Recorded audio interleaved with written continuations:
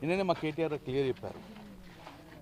మా ప్రజాస్వామ్యబద్ధంగా ఉన్న పార్టీ కాబట్టి ఎవరు ఏ ఆలోచన ఉండగా చెప్పే అవకాశం ఉంది. కానీ దాన్ని బహిరంగ లేఖ ద్వారా కాకుండా పర్సనల్గా చెప్తే బాగుండదు మా కేటీఆర్ చెప్పారు కాబట్టి కేటీఆర్ వ్యాఖ్యలతో ఏకీభవిస్తున్నాం. డెఫినెట్గా అంతిమంగా మా లీడర్ కేసీఆర్ గారు కేసీఆర్ గారి బాటలో మేము నడుస్తాం. 100% ఇక్కడే లేదు. రేపు కేసీఆర్ గారు ఏ ఆదేశం ఇస్తే ఆ ఆదేశాన్ని ఫాలో చేసే మేమందరం కార్యకర్తలు. 99.9% కేసీఆర్ గారు ఆదేశాలు పాటించే వ్యక్తులు మాకుంటారు. సో కవిత లెటర్ గురించి నిన్ననే కేటీఆర్ గారు క్లియర్ చెప్పడం జరిగింది. సో ఆ కేటీఆర్ గారి వ్యాఖ్యలతో మేము అందరం ఎక్కివస్తాం. కొత్త పార్టీ పెడుతుందని చెప్పి ఒక అపోహ వచ్చింది. ఎవరైనా పార్టీ పెట్టుకోవచ్చు, ఏ పార్టీ పెట్టుకోవచ్చు. కానీ కేసీఆర్ గారు కూతురుగా పెట్టే పార్టీకి ఎంత వాల్యూ ఉంటుంది. కానీ ఆల్రెడీ కేసీఆర్ గారు ఉన్నారు కాబట్టి అది ఊహాజనితమే. పార్టీ పెట్టినప్పుడు మళ్ళీ ఆలోచన గురించి మాట్లాడదాం. దీంతోపాటు తెలంగాణ రాష్ట్రం సమితి ఏర్పడి 20 సంవత్సరాలు అయింది. మొన్ననే సిల్వర్ జూబ్లీ ఫంక్షన్ చేసుకోవడం జరిగింది. తెలంగాణ ఆవిర్భావం అయ్యి 2014లో తెలంగాణ ఫార్మేషన్ అయిన తర్వాత ప్రతి సంవత్సరం ప్రభుత్వంలో జూన్ 2ను తెలంగాణ ఆవిర్భావ దినోత్సవం బ్రహ్మాండంగా చేసుకున్నాం.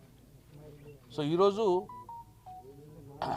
ఎన్ఆర్ఐ అమెరికన్ తెలంగాణ అసోసియేషన్ వాళ్ళ ఆహ్వానం మేరకు జూన్ 2వ తారీఖు నాడు ఈసారి తెలంగాణ ఆవిర్భావ దినోత్సవం మా బీఆర్ఎస్ పార్టీ డలాస్లో ఏర్పాటు చేస్తుంది.